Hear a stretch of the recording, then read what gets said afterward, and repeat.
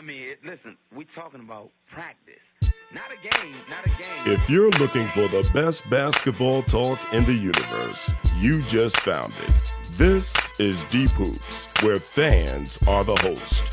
Tim Brayboy, Troy Ramel Royal, and me, your point guard, Jehudi. We're talking basketball, all basketball, and nothing but basketball. So sit back and enjoy the best basketball talk in the podcast universe. This is Deep Hoops. It's been a long time, but Deep Hoops is back. I was on vacation. I think I was in China for a little bit. But we're back. We're back, and we're coming to you also live on Facebook. And we have a lot to talk about in the NBA. And, you know, this is, as I said, this is Deep Hoops, where we're not expert, but we're passionate fans talking about the game that we love. And right now in the NBA, you know, is there an off season? I mean, no. I mean, it's more than even football as far as the attention and where people are talking about what's happening in the NBA. And we got to get started with the one big thing, but we didn't introduce ourselves. It's been a long time since we've done this, man. I just started talking. I am the minister. I'm Tim. And I'm Rod of Straw, and I brought plenty of them tonight. Yeah, I believe you did, boy. You straw that stirs the drink. But, of course, the big news, Yes. the big news is not really news. I think people were speculating on this for a long part of the season. LeBron James goes to the Los Angeles Lakers. Now, as, you know, people have been hitting me about this, thinking that I'm this devout Laker fan. And I've had to educate people, no. I was a devout Kobe fan. And I like the Lakers because Kobe was on them. I'm not the biggest LeBron fan, so I'm kind of, You're not confused. The biggest LeBron fan. You're not. You like from negative 100. No. I just ain't on his jock like you are. I'm not on the man's Oh, come on, man. I'm not on, and that's going to be a part. I'm going to do. He's got a LA in the closing. Western Conference Finals. Exactly. I'm going to do a closing comment. You're doing a closing comment. What? Put that down. Yo, and by the way, this edition of Deep Hoops is brought to you by the pure white Hennessy. Got this from the cruise. But anyway, but what are your thoughts, Rob? I'm not going to go to Tim on LeBron. What are your thoughts on LeBron going to the Lakers? Personally, I don't think LeBron went to the Lakers for championships. I think LeBron went to Los Angeles to retire. Plain and simple. I don't think. So are you saying that you don't think that he is going to ever, in the 4 years that he's there, A, get a championship, or B, compete in the finals? I'm not going to say that he doesn't compete or win a championship because I don't know what moves could be made 2 years from now, 3 years from now. But right now, his move to LA was not to win a championship. I believe it was to go to retire. And the reason why I say that is that if he went to LA to win a championship and Magic said to him, I signed JaVale McGee, Lance Stevenson, and Rajon Rondo, you think he signed it up? If he went there to win championships, do you think he would have been the first one to sign? But he would have waited to see what moves they would have made before he committed. And to me, with him, I think the moves that they made were based on things that LeBron wanted to have happen. I disagree with that. Oh, come on. I disagree with that. Before he got on this private plane, he told them kind of his blueprint of what he wanted. He told them I totally so, disagree with that. What's his name? Pope? What's his name? KP? Caldwell Pope? Yeah. I think that's just another addition of them taking care of a clutch. Of clutch. Right, so I mean that was he had his hand in that. But that's not a championship move. But he had his hand in that. But now we're sleeping on Caldwell Pope. He shot 38% 37, 38. He's a good shooter. Now, but it's not and that's on a team that didn't have shooters and didn't have LeBron. Well, keep this in mind. On every bad team, there's an MVP. But he wasn't an MVP on the team. Give me an idea. Jordan Clarkson looked great at the Lakers. But you put him in a pond where there's some big fishes, he couldn't swim. But he couldn't swim. I think, first of all, Jordan Clarkson went to LeBron. LeBron came to LA. I think LeBron realizes at this point, you talk about not winning championships. I think LeBron realizes that his style of play, his way of playing in the NBA is not conducive to a title, especially going up against Golden State, especially going up against Houston. His style of play, that ISO, and it's for the most part an ISO style of basketball. And it's not going to float in today's NBA. It gets you through the East, but he realized that he wasn't going to beat Golden State or Houston playing that style of play. It would work if he had shooters surrounding him. It doesn't work. He had shooters. Look, James Harden is probably more ISO than LeBron, and they got to the Western Conference Final, really a game away from going to the finals, had Chris Paul been playing, and it's a very similar style, but he was surrounded by shooters. Now, you can't possibly tell me. I'm sorry, what shooters? He was surrounded other than by Gordon, what shooters? He was surrounded by 3 and D type of players. That's a big and they were more athletic than anybody that LeBron had in Cleveland. That's a big distinction. Most of your shooters are not athletic. But Houston had most of your shooters. Wait a minute, hold up. All right, raw. Okay. The way Houston was able to get 65 wins and able to get to Game 7 with a halftime lead of the Western Conference Finals, they had 3 and D players. But they had more D than 3. That's hence why they missed 27 straight threes. If you had Korver, any type of Korver, Fry, any type of players that play with LeBron, they don't miss 27 straight threes. They would hit at least 10 of those 27 threes, and Houston would walk to the finals. The reason it didn't work for Houston is Ariza, Gordon, all of those guys, they are solid three-point shooters, but they aren't three-point specialists. At the end of the day, I think everybody's talking about what is the Lakers' record going to be, what's going to happen, until everything is done with free agency. And when you get to the trade deadline. The trade deadline is the season will have begun. I'm just talking about going into the season. I don't think that you can honestly project what anyone is going to do until you see how things settle. Once things settle, because one of the things that you said, grading everything, I can't grade them yet. It's incomplete. I don't think LA has another move left in him unless it's a surprise trade. I don't see Kawhi Leonard going to LA. It's got to be a surprise trade. The only other person I think that maybe they can pull a trade for is DeMar DeRozan.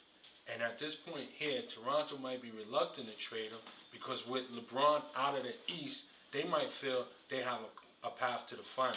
Let's face it, they were the number 1 seed last year. And Bill Simmons, I hate, because I know that he's been stealing stuff from our show. But Bill Simmons floated something that was pretty interesting in his podcast the other day, and I just want to bring it up. He said, wouldn't it be pretty funny if LeBron signing this year, he basically says that he's going to sit out most of the season so that they can enter, get the draft pick. They're not going to get Kawhi this season. They'll get Kawhi next season. And so they're really throwing away this season so that they can get whatever they want. What are your thoughts on that? That would never happen. This was kind of brought up that LeBron would do the Jordan where he would walk away and say, I have nothing else to prove. 3-time Finals MVP, 4-time regular season MVP. Okay, the Finals record is what it is, 3-6. This is where he's on this No, I'm not on his job. But I sit out most of the season, or I sit out all season. I don't sign with anyone. He doesn't sign with the Lakers. He doesn't sign with anyone. And at that point, the Lakers have their pick. It's a blank slate. He can kind of sign with anyone and kind of just pick his spot. But, all right, and, the Bill Simmons speculation, that speculation, he's already signed. What do you think of LeBron going to L.A.? And more than that, everyone is blasting the moves that they made after signing LeBron. JaVale McGee, Rondo, Stevenson. What are your thoughts on those added pieces that he added? And how will Lonzo Ball play with LeBron James? You want to start? You can start. Okay. I think the pieces, those pieces are to toughen these young guys up. Now, and I think it goes back to the little hip hop thing when they were, ranking on each other or whatever. Battle. I think the rap battles and all of that, where, okay, it's cool and they were kidding around, but I think it's, okay, now it's time to go to work. Now, we're professionals. You're going to act professional. You're going to do things professional. Rondo and Stevenson, even though Stevenson does things that are silly, I would love to be a fly on the wall in training camp, because that's where this thing is going to get heated. Once you're in the season, once you get to January and February, you don't practice. It's more walkthrough stuff. Mm-hmm. But from, say, October 1st to Christmas, that's when you do a lot of your practicing. I love to sit there and see how they practice. But Rob, what do you think? What do you think about the additions, the Rondos, the JaVale McGee? I think that the Rondo signing and the Lance Stevenson signing are two of the most surprising, shocking signings throughout this whole free agency. I would have never thought that LA would pair them with LeBron. I don't see the significance of it. I don't see how it makes the team better. I hear what you say about, maybe they bring some leadership here, show these young boys how to do this, break up that rap battle thing that they was going, or the ranking, or whatever you want to call it. Yeah, I understand all of that. But to me, in my heart, I believe if LeBron had gone to LA to win a championship, we would not be seeing what we seen from the Lakers. I think LeBron wouldn't have signed first, and I know for sure that these guys that they signed would not have been there. So I don't think all right. Let's play with your scenario for a second. LeBron didn't go to win a championship. No. LeBron went to retire. Why would he go to LA? Hold on, let me finish that thought. Mm-hmm. You go to LA that's known for championships. Mm-hmm. You go to LA where some of the greatest basketball players that have ever played in the game have won in LA. So you're going to tell me you're going to mess up your legacy by going to LA and saying, I'm not going to win a title? That's ludicrous. He's not going to say that out loud, but even to think that, why would he do that? Here's the thing. Then you go to the Clippers. Personally, I believe wherever you have LeBron at, among the greats, I don't care if it's 2, 7, 25, 10, 8, whatever it might be, LeBron is capped out. In my mind, he is capped out. He cannot go no higher unless he has stayed in Cleveland and found a way to win another championship. To me, he is capped out, and I believe he believes that. In order for him to get any higher where you have him ranked as we speak right now, he would have to do the ultimate and win maybe 2-3 championships in LA, and I don't see it happening. But Rob, no time soon. All right, forget. He's capped out. He's capped out. I get that. So hold on. I get that. My question is not whether he's capped out. My question is, you go to LA, you slide if you don't win. No. Yes. No. Yes. He won't. Wilt Chamberlain is not known for being an LA Laker, but he is known for winning a title in LA. At the end of the day, if you go to the Lakers and you don't win, that is going to kill his legacy. I don't think so. Oh, come on, get out of here. Get out of here. He's not. Hold on. How old is LeBron? 33? 33. He'll be 34. He's not quite in his prime. No, he's not. He's at the back end. He's on the back end, so he'll get a pass on that. Live, folks. I hope somebody's watching because I think No, he went to LA to retire. He's got his off-the-court businesses booming. He bought the extra house. Okay, listen to me. He bought the extra house because of family members, primarily on the wife's side. She probably wanted to bring her mother and so forth. So all this was in the works. He bought the house during last season. Mm-hmm. Listen, he's there to retire. You stirring the drink. He's not there for a championship. I won't say that he's not there for a championship. I think his thing is he's secure. He's finally man enough to and secure in his place to say, right? Well, okay. It's not capped out, but it's okay if I win it. Right. That's just going to marry. Right. Stop. Hold on. I'm cool. Hold on. Let me break up this LeBron fest here. I'm cool. Hold on. If LeBron wanted to go to LA, the two homes and everything else to retire, you go to the Clippers. You don't go to the Lakers. You don't go to the Lakers. The Lakers are known for titles. You don't go to the Lakers saying, I'm going to rest. I'm going to the Club Med. That ain't Club Med. You go to the Lakers. You go to the Lakers. All right. We'll be back. I need more than this white Hennessy. I'm just saying. I need more than this white Hennessy with the nonsense y'all talking. All right. Kawhi Leonard. Where does Kawhi Leonard end up? And you know, before we answer where Kawhi Leonard ends up, I want to get your take on whose side are you on. Are you on the side of San Antonio? Or on the side of Kawhi? Or are you neutral in this whole thing? And I think it's hard to stay neutral in this. So I've been starting with you, Rob. What are your thoughts? You know, as hard as it is to be neutral, I clearly understand both parties. You know, Kawhi, we've seen what recently happened to Isaiah Thomas. And the thing is that, you know, he was cleared to play, and yet he felt some discomfort. He goes to the doctor, and sure enough, the second opinion kind of sides with him. All right. On the other hand, as we've seen over the last 20 years, San Antonio has been probably the model franchise in the NBA. You've never heard any issues like this before. But there was an incident that no one seems to remember, but I'm going to take you back into history.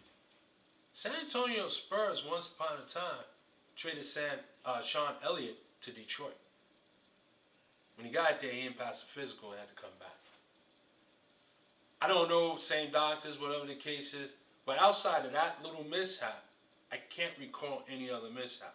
I don't fault San Antonio for not wanting to trade Kawhi to the Lakers. I mean, I'm in that conference. I trade him to the Lakers. That's one extra team that I got to hurdle over. I mean, I'm not going to just trade someone to their destination just because they want to be there. So let me ask you this. Do you cut off your nose to spite your face? I mean, if you don't get a trade, teams are now shying away from Kawhi because he is being adamant that he wants to go to LA. Right. And Clippers is also his choice too. Right. Okay. Well, I didn't hear that. And I learned today that on a hidden list that his uncle gave, Philly is on that list among some other teams. But that list has never been publicly known. Because when Kawhi, from what is supposed to have been said from Kawhi, he wants to be traded and preferably to Los Angeles, the Lakers, as if there's other choices. But the list of choices didn't come out like in the case with Kyrie. When Kyrie said San Antonio, Minnesota, New York, Miami. And Boston was supposed to be like the hidden 15.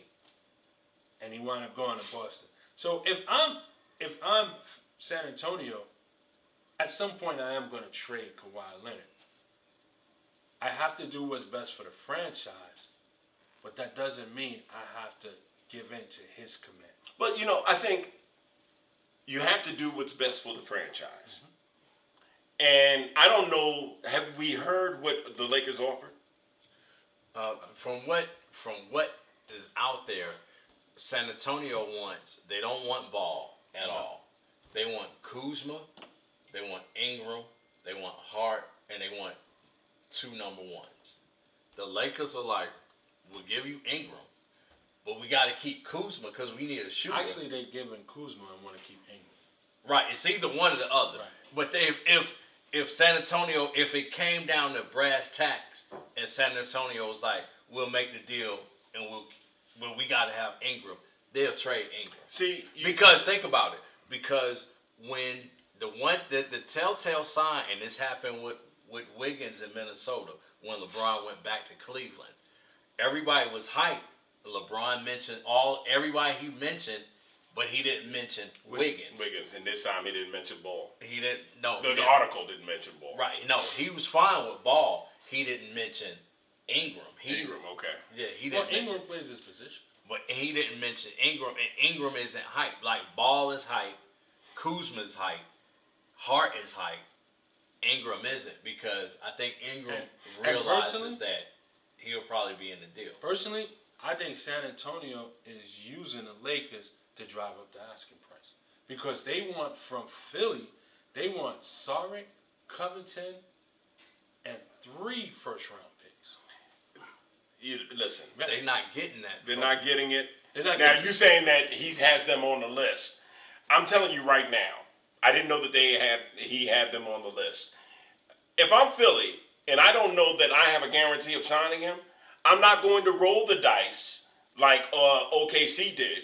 OKC was desperate when they rolled the dice with George. And it came out today, and this is something that LA's got to be very careful. It came out today. I was driving home from work, and ESPN reported that the reason why Paul George did not even give LA a phone call during his free agency is because he said everybody knew that I wanted to come to LA. He said, yeah, a year ago I wanted to be here. He said LA didn't make no attempt to come for me. Because And Kawhi. They're today, going after Kawhi, though. but today's players are very sensitive. They're all divas. Right. Or divos. So the thing is this. No, they're is divas. that Devos. at the end of the day, like Carmelo Anthony said, and I still think the Knicks made the right move when they traded for him and got rid of all of those players. He said, yeah, you didn't want to come get me? And those players, not one of them made an All-Star game. Not one of them. But to see, that was a And problem. very They were similar to key what LA has contributors. right now. Very similar, because Gallinari was supposed to be the next this. Wilson Chandler was on everybody's radar at the time. They gave up quite a few. Moskoff winning that. So my thing is this. He said, yeah, you really going to hold on to these guys and wait on me to come next season? I mean, at the end of the summer? No, you got to trade for him. At least he did sign a contract before he got there. But those rules don't apply anymore. But if I'm whoever wants Kawhi in the summer of next year, they need to trade for him right now. I don't think so. I don't think so. I think you need to trade for I him. don't think so. Man, we agreeing. And I know. Paul George, We ain't talking about LeBron. Paul George showed why you need to trade for him. No, Yeah. I think that was an anomaly. Okay. I think that was We'll see. listen, if not, I don't want to say Milwaukee because they're not the drudge that they used to be. Let's say Atlanta. If Atlanta trades for him, you think he's going to re-sign with Atlanta? Just because somebody signed, if he wants to go to LA, I don't even understand going to the Clippers. Let's but speak of Atlanta for a second. Sure. Speak of Atlanta. Would it be in Atlanta's best interest to trade 3 number 1 draft picks and some hot shot that they have right now what I said. on their team? They don't have a hot shot. Collins, whatever. Would it be in their best interest to make that trade for Kawhi, and then 60 days later, when he's eligible to be traded again, trade him to the Lakers for what the package they wanted to get. Can that happen? Yeah, that you can can. happen. Yeah. Because whoever trades for him today can trade him within 60 days. After 60 days. After 60 right. days. Yeah, it would be in their best interest. It'd be in Yeah, yeah. Why not? Because if I'm Atlanta, Why not?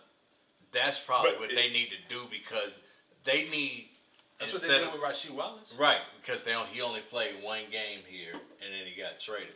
I think that's trade him to, but call San Antonio and say, okay, we got,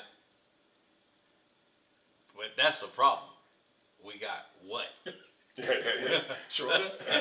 We got Schroeder Schroeder. with 2 years and an assault case and okay. You really don't Atlanta, let's pick another team. Not Atlanta. But that But was I like where Atlanta's going. But that's creativity. But you know, since we mentioned Atlanta, it wasn't in our talking points. A lot of people are down on Atlanta because Trey had a bad game and they said he shouldn't have traded him. I like what Atlanta's doing. I like what they done too. I think that even the second guy that they picked up in the second round, From Maryland. first round, Yeah. I like what they're doing. They got a guy that's there in their front office that was part of the Golden State, yeah. draft. And he's making the observation that Trae Young could be Steph Curry. The only difference is that I would agree with his assessment, but remember, Steph Curry left as a junior. So this guy is 2 years ahead of Steph Curry's pace and speeding him up into the NBA. I don't know if that's wise, but I understand what they're trying to do, and I respect what they're doing. Colin is not a bad young player. He may have a chance to grow. I like Taurean Prince. That could be their Iguodala. You know what I mean? But they got a long way to go. They got a long way. But listen, if they draft right, because they're going to be in the thick of things next year. So, 3 years. 3 years is what I talked to Byron about. In 3 years, let's relook at where Atlanta is. And and the funny thing about it, everybody wants you to get names. The big name. No, build a team. And GMs are now looking at things quite differently, and building a team. And when they add a name, like Golden State, they added names, but they're adding names of people that can fit into their system. Right. But as quiet as kept, Atlanta built a team just recently. I mean, tore it down. That was under Mike Woodson. Danny Ferry. Danny Ferry. No. Let's talk about this for a second. We all looked at the Marvin Williams pick like, wow, you took him over Chris Paul and Darren Williams. But when you think about the Marvin Williams pick, the Josh Smith pick, the Horford pick, the only thing they did was trade for Joe Johnson. That team under Woodson did this. Oh, what was the brother's name that was the GM then? Boom. Oh, it was, We had everybody the same height. Knight? Billy Knight. Billy Knight. No, it wasn't Billy Knight. Yeah, it was Billy Oh, Knight. Billy Knight, right, Billy Knight. I mean, they actually built a team under Mike Woodson. You built a second round team. Right, but I mean, it was 48 exciting. A 46 to 53 win team But they is going built to a get team. knocked out in the And then when second they round. traded, when Danny Ferry came, he made some other moves, and they got to a 60-win team, and then boom, they knocked it down. But the point is, Atlanta did build a team. But can they build? The only thing that scares me about tearing it all the way down is, let's look at Orlando. They still tearing it. This is the third teardown since Dwight Howard. But You got That's- draft. You got draft management, But see, draft management, ownership, all of that matters. but I mean, That's right. even Philly, this is the fifth year in. Last year was the fifth year in, and they finally got it to where they were competitive. Think But about it's hard to get it to where when you draft in a lottery and you picking young players and you keep picking young players, and you picking young players, and you picking young players, the blind leading the blind. You gotta have some vets who know But how to play. and I agree. But Atlanta's not at that point yet. Right now, they're picking the young players, and you got to pick the young players. To the They haven't blind gotten to leading the blind. veterans. Yeah. They haven't gotten to the veterans yet. Yeah. That's coming. Yeah, and That's coming. And I remember we were doing Deep Hoops back then. You were a big fan of, what was the boy's name that was on Golden State? Monte Monte Ellis. out the league, Gone. gone. And I just, he's one of those players that he put up numbers, but I never saw him as a winner. Yeah, one of his downfalls was he just didn't play with the team. Right. He seemed like he was kind of, on an island by himself. Was he a scorer? Sure. Was he a shooter? Yeah. He was kind of like a J.R. Smith to a degree. Very streaky. When he's good, he's helpful. When he's bad, you want to get rid of him. But he had some talent, and he kind of worked himself out of the league.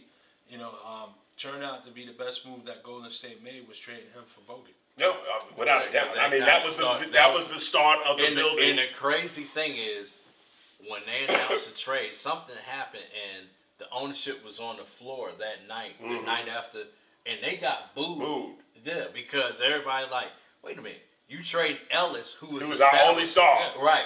And Curry was a big question mark. And what's his name was a rookie, wasn't he? Right, yeah, he wasn't good. To Clay. Yeah. Draymond went in the league. Yeah. Clay was just... you had David Lee and Andre Iguodala. No, Andre wasn't there. He wasn't even there yet. Andre wasn't there yet. He was at Denver. He was still at Denver. Yeah. So you had because they knew the Ellis-Curry backcourt didn't work because it was too small. Mm-hmm. So they was like, they put their chips all in on Curry. On Curry. And Curry's ankles were bad. It was a blessing for them. But it was yes. And that's the thing that people, and this will probably be the next topic that we can talk about, this thing with Boogie, that they push their chips to the table with Curry, and they've been rolling sevens ever since. And and here's the thing, even if they crap out with Boogie Cousins, what is it, $5.8 million? 5.53. 5.3. That's even more. And here's the scariest thing. What if he likes it then? But he's not signing for. No. The most they can sign him for next year is $6 million. So it won't even affect anybody else who needs to be signed. And you say he's not going to sign there. Let me say some things to you. Oakland is an hour away from Sacramento, or shorter, right? As far as distance. He never wanted to be traded from Sacramento.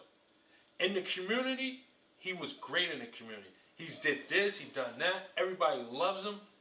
Hey, he was in New Orleans and paid for the funeral for the guy who got shot and killed the young man in his backyard of his grandmother's house.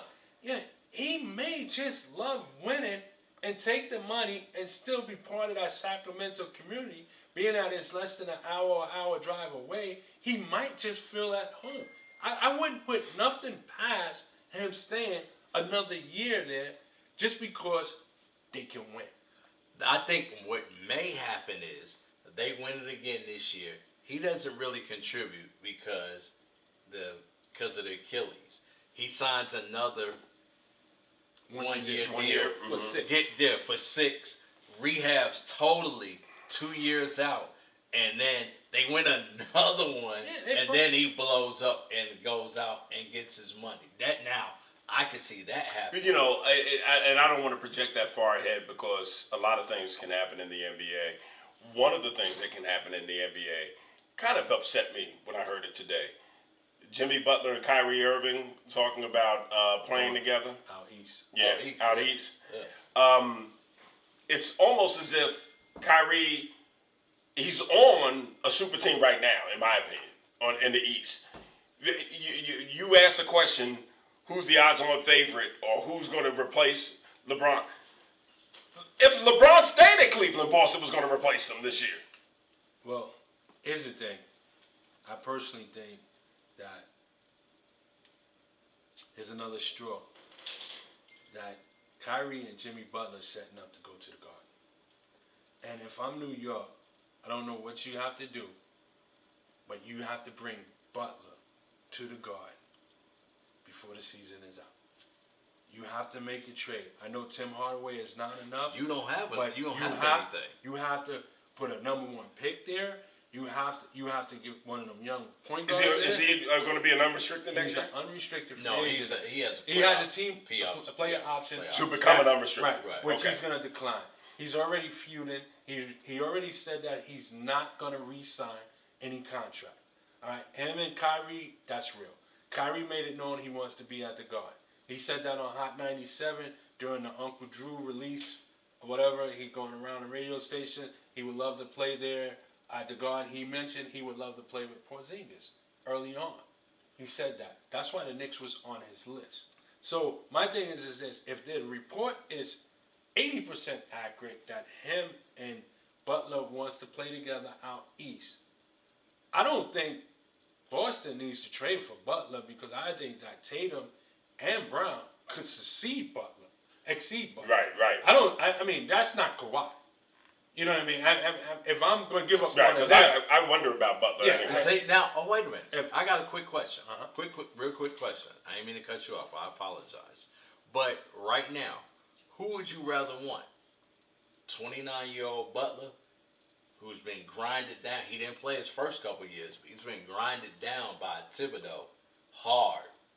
Or Kawhi, who only played 9 games this year. Who would you want in your locker room? Who would you want on the court, and who would you want in your locker room? Well, first of all, I would want Kawhi. Neither one of them are great locker room guys. But I'll take Kawhi over Butler. I would take Kawhi over Butler every day of the week, and even, you can create another day, an 8th day of the week. I would take Kawhi. Yeah. I'm not sold on Butler. One of the reasons why I take Kawhi, I think he's just worth the trade. I don't think Butler, from a Boston standpoint, is worth the trade. Boston got 2 young stars that they don't even have to move for anyone. They don't. Now, on the Knicks' hand, you're talking about they lack a star. I mean, if Tim Hardaway and a first-round pick and one of these point guards is enough to get him there, or who? they need to Butler. do it. Whatever it takes to get him, they need to do it, because they are in need of anybody's a star. I was coming over here tonight and I was saying, is Butler a top 10 player in the game? No. And I started counting, and I stopped around 7 and 8. But I don't know if he's top 10. He's not top 10. But he's very close to top 10. He's not top 10. And he showed his worth when he got hurt last season, because they had a strong hole on the playoffs. And they had to get in on the He last showed his day. worth, and he made me question Thibodeau even more. Tibbs will grind you down to the bone and wear on you. And Butler's talking about Cat not, having the intestinal fortitude. But he said that about Wiggins, too. Right. I mean, he says it about he didn't like the young people in Chicago. Remember that. Yeah. Rondo had to stick up for the young people in Chicago. Butler, I'm telling you, you said in the locker room. I don't know that I would want Butler in my locker room. But, okay, let's spin that real quick. So if you're the Lakers, because it's going to be a Lakers-centric thing, who do you want this year? Do you want to go get Butler, or do you want to go get Kawhi for this year? Huh? You would want to get Kawhi. Oh, okay. But it's San Antonio trading him. And then why would you trade Butler, and he's made it clear he's going east? And you're giving up some nice young talent. And you know what?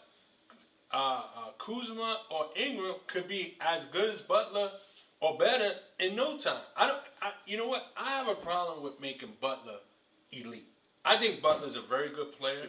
Right. But I don't know if he's elite. He's not. He's not. New York Knicks don't have no talent on their roster that compares to Ingram, Kuzma, or Tatum or Jaylen Brown.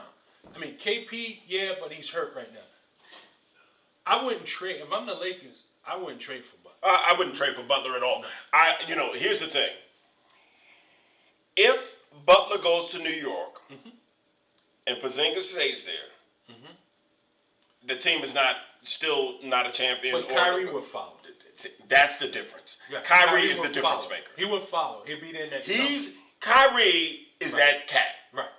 And I think that in the East, and I'm not saying this is finals and they're going to go to the finals, but a KP healthy, a Butler, and a Kyrie Irving is a good big three for New York. Oh, yeah. I mean, it's that a great puts big them three. probably top 4 in the East.